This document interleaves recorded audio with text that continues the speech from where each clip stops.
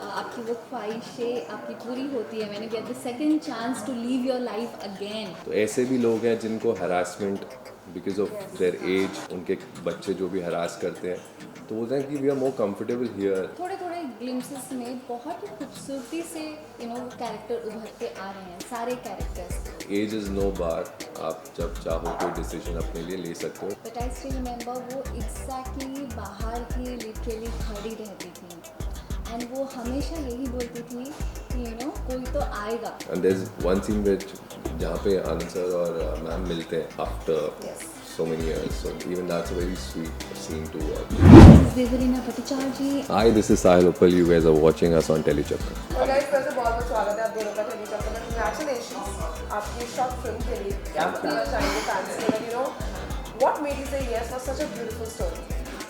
Because the story itself is so beautiful. So I guess जो कोई भी इस स्टोरी को पहले सुनता वो हर इंसान यस ही कहता। इसमें ना कहने के लिए कुछ था नहीं। हर एक चीज़ इतनी खूबसूरत से एलाबोरेट किया गया है, हर एक चीज़ को इतना अच्छे से लिखा गया है या एक्सप्लेन किया गया है। So I guess everything is beautiful about this story. So I guess हर कोई इंसान ही इसे यस ही कहता है। हाँ, मतलब स्टोरी तो है ही बहुत खास। एंड ऑनेस्टली जब मुझे पता चले इसमें एक्टर्स कौन कौन है, रेणुका मैम, आनंद सर, तो मेरा तो यस ही था। मैंने आई एम डूइंग इट। अब बताओ मेरा कैरेक्टर क्या है। तो मेरा कैरेक्टर इसमें नेगेटिव है कि मैं अपने मॉम को ओल्ड एज होम छोड़ने जाता हूँ। मतलब मेरे को बस यही था कि बहुत हेट मिलने वाला है मुझे। But again it happens in our country abroad कि लोग एक टाइम के बाद अपने पेरेंट्स को ओल्ड एज होम छोड़ाते हैं बिकॉज उनकी रिस्पॉन्सिबिलिटीज़ होती हैं। वो अपने बच्चों को और अपने पार्टनर्स को ज़्यादा इंपॉर्टेंस देते हैं और अपने पेरेंट्स को बोलते हैं बस अब हो गया ना, we are dropping you to an old age home. तो ये चीज़ प्रैक्टिस होती है हमारे यहाँ, बहुत ज़्यादा होती है। तो आई थिंक हमारी मूवी से एक अच्छा लेसन मिल रहा है कि जैसी करनी वैसी बननी। आज आप अपने पेरेंट्स के साथ करोगे, कल को तुम्हारे बच्चे तुम्हारे साथ करेंगे। तो बहुत ही अच्छे वे में हमारी मूवी ने इसमें बताया है। जब किरदारों के बारे में आप लोगों ने सुना था ब्रीफ हुए तो as a viewer point of view क्या रिएक्शन?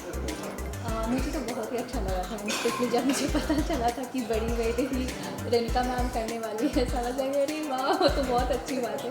एंड ऑफकोर्स जिस तरीके से उन्होंने शेप अप किया है हर एक कैरेक्टर, हर एक रोल, थोड़े थोड़े ग्लिम्सेस में बहुत ही खूबसूरती से वो कैरेक्टर उभर के आ रहे हैं, सारे कैरेक्टर्स। ये I mostly felt very good about it, specially जो जिस्ट है एज साहिल ऑल्सो सेड कि जैसे ओल्ड एज होम पेरेंट्स को छोड़ के आ जाते हैं वो है। But again at the same time when वो जैसे ख्वाहिशें होती हैं आपकी जो पहले होती है वो पूरी नहीं होती है, बट आफ्टर अ पॉइंट आपकी वो ख्वाहिशें आपकी पूरी होती है। मैंने get the second chance to live your life again, that too after a point जहाँ पे लोग कहते हैं कि आपकी लाइफ यहाँ पे ख़त्म हो चुकी है और गोइंग टू एंड, बट तभी आपकी एक बिगिनिंग होती है। It's a beautiful thing and उस चीज़ को अपनाना, एक्सेप्ट करना भी, स्पेशली बोलना या बनाना या दिखाना जितना इजी है, एक्सेप्ट करना उतना इजी नहीं है हमारी सोसाइटी में। But again at the same time beauty की इतनी सारी चीज़ें वहाँ पे दिखाई जा रही है इस फिल्म में। आई एम श्योर लोगों को वो चीज़ बहुत अच्छी लगेगी। बहुत लोग ऐसे सेकंड चांस के लिए शायद डरते होंगे लेने के लिए, हिम्मत नहीं होती उनमें। बट इस मूवी में हमने दिखाया कि हाँ, एज इज़ नो बार, आप जब चाहो कोई डिसीजन अपने लिए ले सकते हो। That's for your own good. ऐसा नहीं है कि हम किसी और की वजह से हम वो डिसीजन नहीं लें, it's for your own good. तो आपको वो डिसीजन ले लेना चाहिए। But did you guys get to, I mean, did you guys go around in any old age home, met these people or something of that sort? जो आपने किया? Yes, मैं एक बार गई हूँ, नॉट अभी, मतलब इस मूवी के दौरान मैं नहीं गई हूँ, पर मैं पहले गई हूँ। मैं कोविड के पहले भी गई हूँ, कोविड के बीच में भी बात होती थी। So I still remember there is a old age home यहाँ पे बिरारी सही में ही है। एक ऑर्फनेज है एक साइड में एंड दूसरे साइड में ही ओल्ड एज होम है। So I know and there is aunty, I don't know, अभी तो 2 साल हो गए हैं, मुझे इतना नहीं आइडिया है।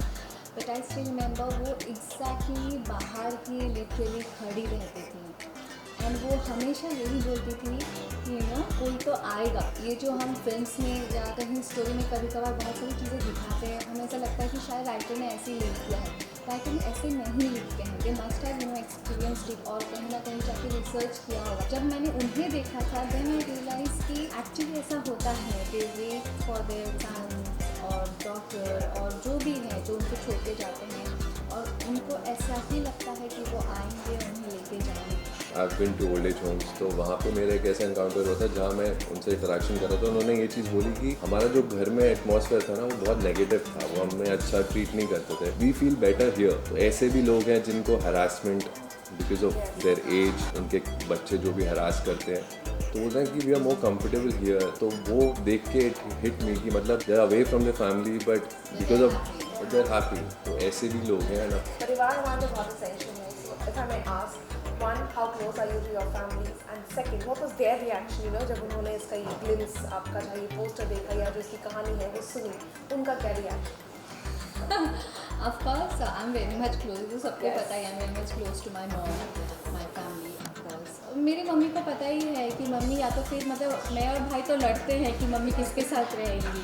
मतलब मम्मी मेरे साथ 6 महीने भी रह जाती है तो भाई मतलब बुला बुला के लेके जाता है, और भाई अभी मम्मी के पास है तो मैं बुला बुला के लेके आती हूँ. तो मम्मी को मतलब वो आई डोंट थिंक सो कि मम्मी के दिमाग में कभी ये आएगा भी. मम्मी खुद बोलती है मुझे दोनों के साथ नहीं रहना, मुझे अकेले रहना है.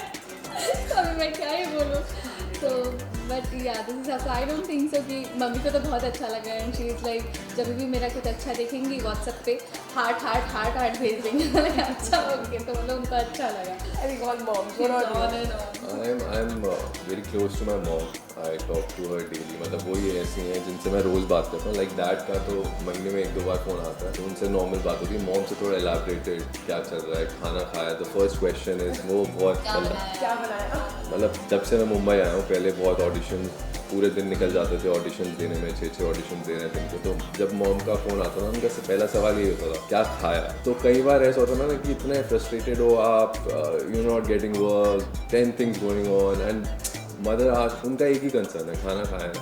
तो मतलब दैट टेल्स कि वो चाहते हैं कि तुम ठीक रहो, बाकी चीज़ें तो होती रहेंगी. So I am very close to my mom. My dad is like my friend, my brother is very supportive. So I mean family is the most important part of your life. See, for Devalina, I know that they have compared and, you know, thought about her real and real as the same. But has it happened with you also? कि उन्होंने आपको आपके real character Of से course, judge किया? especially in television, people think जो आप character play कर रहे हो आप real life में भी वैसी हो. और मेरा last show She's कल still Gopi Bahu. But I think अभी बहुत बदल गया है. yes. टेलीविजन अभी ऑडियंस बहुत बदल गया है. उनको पता है कि भाई वो ऐसे जैसे है, ज़रूरी नहीं है वो बाहर भी. जब व्हेन आई वाज डूइंग गोपी उस टाइम पे Yeah. इट वाज लाइक क्योंकि लोगों को लगता था मेरी शादी हो चुकी है, मेरे 2 बड़े बड़े बच्चे हैं, दे लाइक कि मैं एक्चुअली ऐसे ही मतलब बहू बन के घर पे रहती हूँ. दे मतलब आई स्टिल रिमेंबर मैं मंदिर गई थी और तब मैं जब आई एंटर्ड साथिया 6 महीने 7 महीने हुए होंगे, मैं मंदिर गई हुई थी और मंदिर से निकली और बाहर ही मतलब एक ऐसी दादी और उनके साथ और भी लोग थे. शी वाज लाइक अच्छा तुम्हारी शादी हो गई, तुम्हारे घर पे बच्चे हैं? नहीं हुई है मेरी शादी, मेरे बच्चे नहीं हैं. शी वाज लाइक कि नहीं तो जल्दी शादी कर लो, जैसी तुम गोपी बहू हो ना वैसी तुम बहू बनोगी, ऐसे का. तो yes, but now there is lot of differences between the audiences के और आपके ऑडियंस में बहुत फर्क है. But still they feel कि हाँ ये रियल लाइफ में भी ऐसा ही होगा कि अगर गुस्से वाला कैरेक्टर तो रियल लाइफ में भी गुस्से वाला. Have you had such kind of an experience? Yeah, I mean because I was doing a show on Colors, तो थोड़ा और मेरा कैरेक्टर भी थोड़ा ग्रे नेगेटिव ही था उसमें. तो मेरे को जो मैसेजेस भी आते थे या मेरे को कई लोग मिले भी हैं तो उनका पहला इंप्रेशन ये कि यार ये तो गुस्से वाला ही होगा. उनकी बातों से ऐसा लगता था. मेरे शो मुझे लगती है ऐसे भी सब कर रहे हैं, गुस्से वाली होती है जब तक बात नहीं करते. Stop. So basically मेरे शो में जो मेरी मदर इन लॉ प्ले कर रही थी उनका बेटा I guess he is in 9th or 10th standard. He came on set, मेरे रूम में आया एंड ही वाज लाइक मैं आपको मारना चाहता कि मैंने आपका जो कैरेक्टर देखा with what you doing to the girl, मुझे आपको ऐसा I had that feeling I want to hit you. But then again after he met me he understood whatever and then he became a fan. उसने मेरा life size poster लगा लिया अपने room में and he gave me a gift or whatever. I'm just saying कि perception उसकी भी वैसी ही थी कि जैसा on screen दिख रहा है ये वैसा ही होगा. But after meeting me, I realized no, he is a different person in real. Indeed, but then tell me honestly, because you know working with people like Renuka ma'am and so on, how was the experience? Like, you know, how was the camaraderie on the sets? I was just admiring her and I was मतलब मैं हर चीज़ notice कर रहा था कि कैसे वो perform करेंगे. तो and she is very sweet, तो हमारी कॉन्वर्सेशन भी बहुत हुई। ऐसा नहीं था that she was sitting alone और मैं अलग बैठा हुआ था, we were sitting together, we were talking, we were discussing, so a very good feeling. I am honoured to be a part of this project. मेरे यहाँ पर रेणुका मैम के सीन्स एक साथ नहीं थे, बिकॉज ऑफकोर्स वो ग्रोन अप वेरी थी और मेरी छोटी वाली, तो हम दोनों का अलग अलग ही था। But once we met on set and of course मैं भी उनको देखे ही जा रही थी, मैंने जब उनको देखा तो मैं देखे ही जा रही थी उनको। I just looking both of them, how they act, how they face the camera, what they do. So हर एक चीज़ you know I have that कि मुझे हर एक चीज़ किसी को देख के, जो सीनियर आर्टिस्ट होते हैं उन्हें देख के थोड़ा मुझे how they do the things और किस तरीके से परफॉर्म करते हैं, कहा जाए तो वैसे ही मैंने बहुत सारी चीज़ें सीखी हैं लाइफ में, तो मुझे उनसे भी अगर कुछ सीखने को मिल रहा था। So I was you know very feel, तो मुझे कुछ और याद नहीं था, मुझे बस यही याद था कि आई just looking at them and I just seeing कि वो क्या कर रहे हैं and that vibe, that vibration, that smile, big smile of income and that attracts so much। मतलब वो जैसे हंसती है, oh my god, so that was the first impression, oh my god, So much positivity. yeah। पता नहीं आपके दिमाग में वो गाना चल रहा है लो चिली में, because I am seeing it right now on the poster।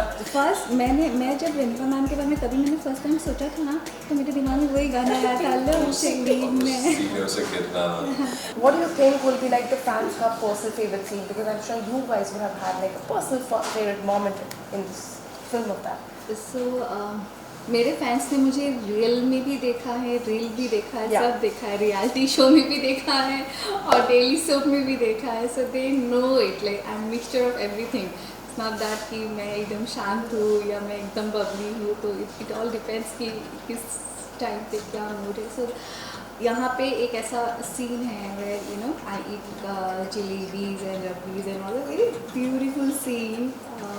I am sure कि मेरे फैंस को वो सीन बहुत अच्छा लगने वाला है। सीन है जिसमें Renuka ma'am she is crying after, मतलब she is missing a family, वो सीन, मतलब I have seen the film, तो वो सीन बहुत इम्पैक्टफुल था। और जहाँ मैं छोड़ने जाता हूँ उनको, I am leaving, so I got emotional watching that scene. And there is one scene which जहाँ पे आनंद सर और मैम मिलते हैं after so many years, so even that's a very sweet scene to watch.